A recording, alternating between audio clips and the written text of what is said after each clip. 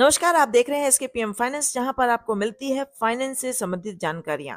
Post office की 3 महत्वपूर्ण scheme के बारे में आज हम तुलना करेंगे, जो कि है monthly income scheme, senior citizen saving scheme और नेशनल सेविंग सर्टिफिकेट।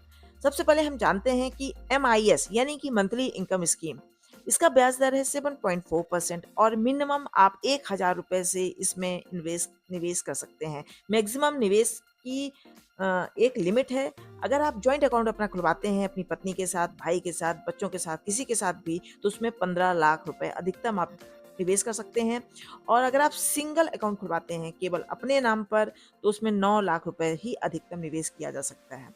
अब बात करते हैं SCSS, जिसे सीनियर सिटीजन सेविंग स्कीम कहते हैं। ये वरिष्ठ नागरिकों के लिए होता है।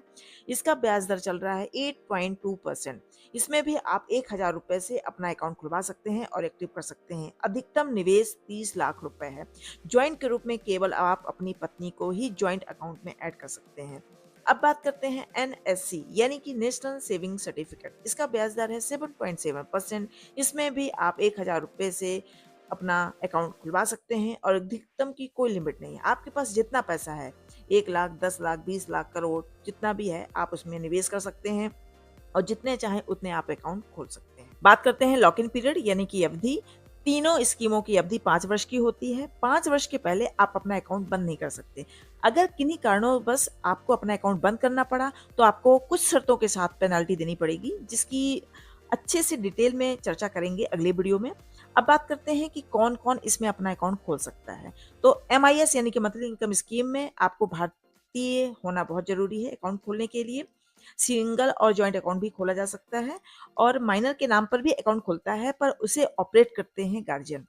अब बात करते हैं SCSS। इसके लिए आपकी उम्र 60 वर्ष या 60 वर्ष से ज़्यादा होना चाहिए और BRS और डिफेंस से रिटायर लोग भी अपना अकाउंट खोल सकते हैं, पर इनकी कुछ शर्तें होती हैं। अगर आप रिटायरमेंट के 3 महीने के अंदर ही आप अपना अकाउंट खुलवाएं, नहीं तो आप अपना अकाउंट इसमें नहीं खुलवा पाएंगे। और NSC में भी इंडियन होना जरूरी है। NRI इसमें अपना अकाउंट नहीं खोल सकते हैं। सिंगल और जॉइंट अकाउंट भी खोला जाता है। मंथली इनकम स्कीम में आपके जमा किए गए अमाउंट पर ब्याज मिलता है हर महीने। हर महीने आपके सेविंग अकाउंट में वो ब्याज के रूप में पैसा आता रहेगा। और SCSS में हर 3 महीने में मिलता है। और NSC में आपको ब्याज हर महीने या हर साल नहीं मिलता, केवल मैच्योरिटी पे ही मिलता है। और NSC की मैच्योरिटी टाइम है 5 वर्ष। 5 वर्ष जैसे आपका मैच्योर हो जाएगा, आपका लमसम जमा किया हुआ और प्लस ब्याज दोनों ही मिल जाएंगे। अब कंपाउंडिंग की बात करें तो MIS में और SCSS में कोई कंपाउंडिंग नहीं होती, क्योंकि ये पैसा आपका मिलता रहता है महीने में और 3 महीने में। पर NSC में आपका ब्याज पर ब्याज बनता है, इसलिए कंपाउंडिंग होती है। टैक्स बेनिफिट्स की बात करते हैं। MIS में कोई टैक्स बेनिफिट्स नहीं है और SCSS में टैक्स बेनिफिट ATC के तहत मिलता है। आपने जितना भी अमाउंट जमा किया है उसका 1.5 लाख रुपए तक टैक्स में छूट मिलती है। और NSC में भी एक्ट ATC के तहत टैक्स में छूट मिलती है। MIS में कोई TDS नहीं कटता। SCSS में TDS कटता है। आपके जो ब्याज है लिमिट के ऊपर जाता है तो आपका TDS कटेगा। यानी कि जो वरिष्ठ नागरिक हैं, अगर आपका ब्याज साल में 1 लाख से ज़्यादा है, तो 1 लाख से ज़्यादा का जितना भी अमाउंट होता है, उसमें 10% का TDS कट जाता है। और NSC में कोई TDS नहीं कटता। अब बात करते हैं कि तीनों स्कीम किसके लिए सबसे अच्छी है और किसको किसमें अपना इन्वेस्टमेंट करना चाहिए। तो बात आती है MIS। जिन्हें हर महीने पैसा चाहिए, उनके लिए मंथली इनकम स्कीम बहुत बेहतर है। और जो वरिष्ठ नागरिक हैं जिनकी उम्र 60 वर्ष से ऊपर है, उनके लिए तो SCSS ही है, क्योंकि ये 8.2% का सबसे ज़्यादा ब्याज दर इसमें मिलता है। और जिन्हें अभी पैसों की ज़रूरत नहीं है, लॉन्ग टर्म के लिए रखना है, उनके लिए NSC अच्छी है। रिस्क लेवल पूरी तरह से सुरक्षित है, इसमें बिल्कुल भी रिस्क नहीं है। तीनों स्कीम में सरकारी सुरक्षा होती है। आप तीनों स्कीम में एक्सटेंशन कर सकते हैं, मतलब आगे बढ़ा सकते हैं। पर SCSS में आपका जैसे ही मैच्योरिटी पीरियड पूरा होता है, यानी कि 5 वर्ष पूरे होते हैं, तो आपको 3-3 साल के लिए आगे बढ़ाना होता है, जब तक चाहें। चलिए कैलकुलेशन के माध्यम से जानते हैं कि आपने अगर 1 लाख रुपए डिपॉजिट किया मंथली इनकम स्कीम में 7.4% की दर से, तो आपको हर महीने 617 रुपए ब्याज के रूप में मिलेगा 5 वर्षों तक।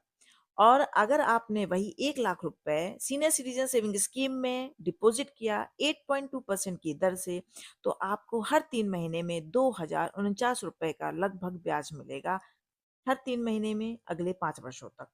अगर आपने एनएससी में 1 लाख रुपए डिपॉजिट किया 7.7% की दर से, तो 5 वर्ष के बाद आपका 1 लाख रुपए हो जाएगा 1,45,903 रुपए लगभग। अगर आप 5 लाख रुपए मंथली इनकम स्कीम में डिपॉजिट करते हैं, तो आपको हर महीने ब्याज की राशि मिलेगी 3,083 रुपए।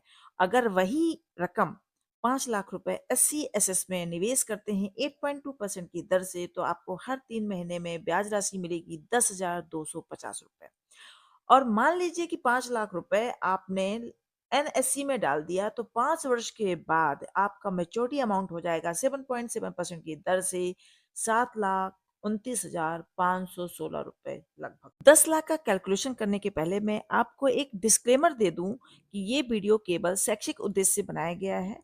आप कोई भी निवेश करने के पहले नजदीकी पोस्ट ऑफिस में जाएं और वहां पर सही जानकारी लें। अब बात करते हैं, अगर आपने 10 लाख रुपए निवेश किया मंथली इनकम स्कीम में, तो आपको हर महीने 6,167 रुपए का ब्याज मिलेगा अगले 5 वर्षों तक। और अगर आपने यही 10 लाख रुपए सीनियर सिटीजन सेविंग स्कीम में निवेश किया 8.2% की दर से, तो आपको हर 3 महीने में 20,500 रुपए आपके सेविंग अकाउंट में आ जाएगा। अगर आपने 10 लाख रुपए एनएससी में निवेश कर दिया 7.7% की दर से, तो आपको 5 वर्ष के बाद मैच्योरिटी अमाउंट मिलेगा 14,59,032 रुपए का लगभग। अगर आपको ये वीडियो अच्छी लग रही है तो लाइक शेयर सब्सक्राइब जरूर करें, और आप कमेंट करके मुझे बताएं कि आपको कौन सी स्कीम सबसे बेहतर लगी। अब मान लीजिए आपके पास पैसे कम हैं और आप निवेश करना चाहते हैं, तो चलिए इसकी तुलना करके देखते हैं। मान लीजिए आपके पास 50,000 रुपए है, तो मंथली इनकम स्कीम में अगर आप जमा करते हैं, तो हर महीने आपको 308 रुपए का ब्याज मिलेगा। अब आपको लग रहा होगा 308 रुपए क्या होते हैं, पर नहीं, आप इन 300 रुपए को पोस्ट ऑफिस की आरडी में भी निवेश कर सकते हैं। और जब आप 300 रुपए हर महीने आरडी में निवेश करेंगे, तो 5 साल के बाद बहुत अच्छा खासा अमाउंट हो जाएगा। अब मान लीजिए कि आप उसमें नहीं करना चाहते, आप सीनियर सिटीजन हैं, तो आप एससी-एसएस में निवेश कर दीजिए 8.2% की दर से, तो आपको हर 3 महीने में 1,025 रुपए का ब्याज मिलेगा। उससे भी आप चाहें तो आरडी में निवेश कर सकते हैं। अगर आप कुछ नहीं करना चाहते, लॉन्ग टर्म के लिए जमा करना चाहते हैं, तो एनएससी में निवेश कर दीजिए। 5 वर्ष के बाद आपका टोटल अमाउंट हो जाएगा 72,500 रुपए। मिलते हैं अगली वीडियो में नई जानकारी के साथ। तब तक के लिए धन्यवाद।